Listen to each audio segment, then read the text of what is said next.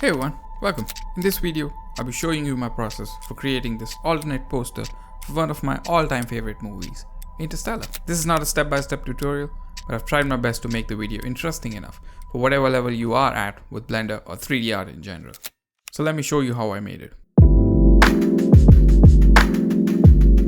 Before starting the scene, I knew I wanted to make something surrounding the watch, which if you have seen the movie, you know it's one of the most integral parts in the plot. Also, it seemed like something I could make based on my intermediate skills in Blender. So I collected some reference images for the watch, all the different angles I could get for it. By the way, I don't know how many of you know this, but you can actually buy that watch in the movie. It's priced $995 on the Hamilton Watches website. $995. Just $995. Wow, what a great price for a wristwatch. You know, you could feed a few Blender artists for a few months for $995. But no, go ahead. Buy a wristwatch instead.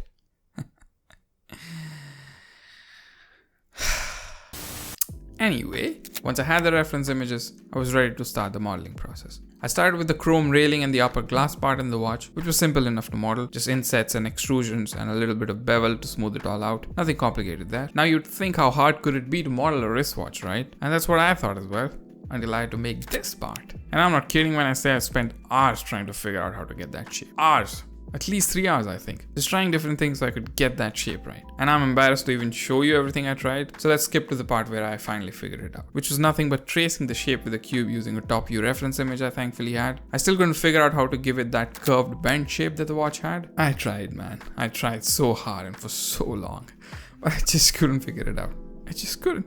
I'm sorry, I couldn't. And I know a few of you are thinking, why didn't he just try this or that? Why didn't he try proportional editing? Why didn't he just extrude the shape from the cylinder itself? Why didn't he try sculpting? Blah, blah, blah, blah, blah, blah, blah. I did, okay? I did try it. I tried a lot of things. I still couldn't do it. So why don't you shut up? Why don't you go ahead and shut up, okay? So I had to make do with whatever I had. I modeled it the best I could and just positioned it at the right place so that it looked like one molded piece of metal and just left it there before I could screw it up any further. If by chance any of you guys watching have designed something similar to this before, please drop a comment below and let me know how you did it. Because I need to know. I need to know how you did it, man. I need to know. Please. Okay, moving on. Next up was designing that crown thingy that you see on every wristwatch, which was relatively much easier to design, just an extruded out and nicely beveled cylinder. I did screw up that jagged looking thing on its outer surface though, but I fixed it later on, so we're good there. Once that was done, I put some preliminary materials on everything in the scene. All these materials you see in my asset browser are just textures from ambientcg.com, which by the way, fun fact, I recently posted my last artwork on the Blender subreddit, which surprisingly got a lot of traction. I don't know why, but it did. And in that, the creator of ambientcg.com reached out and was nice enough to put 2 of my renders on his website, which was, not gonna lie, pretty epic. So if you're looking for premium textures and don't want to spend any money on it, there's no better place than ambientcg.com. I wish I had the money to support the website, but I don't right now. So until then, this is the best I can do for the guy. Not that the website needs any kind of shout out from a channel like me, but still, check it out if you haven't already. Okay. On to the next step, which was the wristbands for the watch, which was again nothing complicated, just a cube shaped and placed at the right place. The threads on the wristbands were easy too, just a cylinder curved using the screw tool, and then an array modifier on it to place it repeatedly on the band. I found a rope texture from textures.com and just slapped it on that model, and while I was doing that, I also put a leather texture on the wristband. Though the leather texture in itself was not looking good enough, if you've ever seen a leather wristband, you know it has those weird folds on it. So I just downloaded a folds normal map that was actually for a couch, and just applied that on the leather texture, and that made it look a little better. Next, I spent some time designing that hook thingy at the end of every wristwatch, but I realized that that was never going to be visible in the scene that I had in mind, so I didn't put much effort on it. Then, I tried rigging the bands so I could fold and turn and twist them in any way I wanted, and I'm not gonna sit here and pretend that I figured out how to do that on my own. I tried placing just an armature on it and rigging it the way you usually do, but that didn't work out, so I just followed this tutorial by Index 3D. It was a fantastic tutorial, not just for rigging, but you're gonna learn a lot of nifty little tricks that he covered in the video, so check it out irrespective of if you want to make something like this or not. I'll link the video in the description. Moving on, in the next step, I finally placed the camera at the angle I had in mind and placed a nice little point lamp just beside the watch as well, and was happy with how everything was looking at that point. Next, I started folding the bands using the rig that I just created, giving it that folded kind of look. You know when a watch has been overworn and it just starts taking the shape of your wide, fat wrist? That's what I did with the armature. But then the threads were obviously left behind. I tried parenting it to both the model and the rig, but that didn't work for some reason. So I had to manually place it at the right angle using a curve modifier, which was not a lot of work, but also not the most efficient way to do it either. Anyway, next I had some scratches on the upper glass, gave the floor a nice wood material, and I was done for the first day of making this scene. On the second day, it was time to model the dial part inside the glass.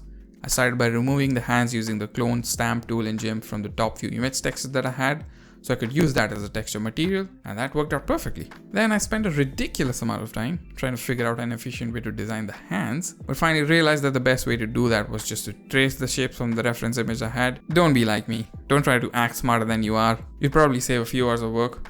Just make the dials by tracing them. Then I added an HDRI and a cube with a hole cut in it with some grills to mimic a room. I fixed the jagged looking part on the crown using the screw array tool. I added some dust on the floor because there's a lot of dust in the movie if you watched it. There are literally dust storms in the town where they're living. So I was definitely going to add that aspect into the scene as well. For that I followed a Ducky 3D tutorial. I'll link that in the description as well. And at this point, I think a lot of people might be thinking, what is the point of your video then? You're just redirecting us to other tutorials. What is the purpose of your video? To that I would say, why don't you mind your own business? And shut the fuck. I'm sorry. Moving on. In the next and final major step, I tried adding a particle system to get some floating dust particles in the scene. The particle was just a plane with a yellow emission material on it. And in the final render, it looks more like glitter than dust, but I still like it, so I kept it. After that, it was just a matter of fixing small things, fidgeting with sliders, fidgeting with the lighting and camera until I was satisfied with everything. After that, just a little bit of post-processing and making the image look more like a movie poster. And finally, after 11 hours of effort, I was done. And this is what I came up with. This is the final render. And I think I really liked it. I did not spend a lot of time adding unnecessary details into the watch, but I knew it was all going to be out of focus in the final scene because I think people tend to do that and waste a lot of time. I didn't do that, so that was good. I think the main dial part, which is in focus, looks pretty good. So I was happy with that. And I think the overall poster design looks good as well. I even spent some time making an animation where I just put a noise modifier on the Z-axis rotation for the second hand, and the particle system was already in place, so I didn't have to do anything there. And this is how the animation turned out, which I think also looks pretty good. Not perfect, but good enough in my opinion. But these are obviously my opinions. I'd love to know what you think about the render, what you liked, what you disliked, any tips or tricks you might have for me to help me improve my skills as an artist. So leave your feedback, I'd appreciate it all. But yeah, that's it. Thanks for watching if you did. Subscribe if you'd like to see more scene breakdowns, because that's what I'm going to be focusing on this channel. Leave a like, share the video. I'll hopefully see you guys in the next video. Thanks again for watching. Bye bye.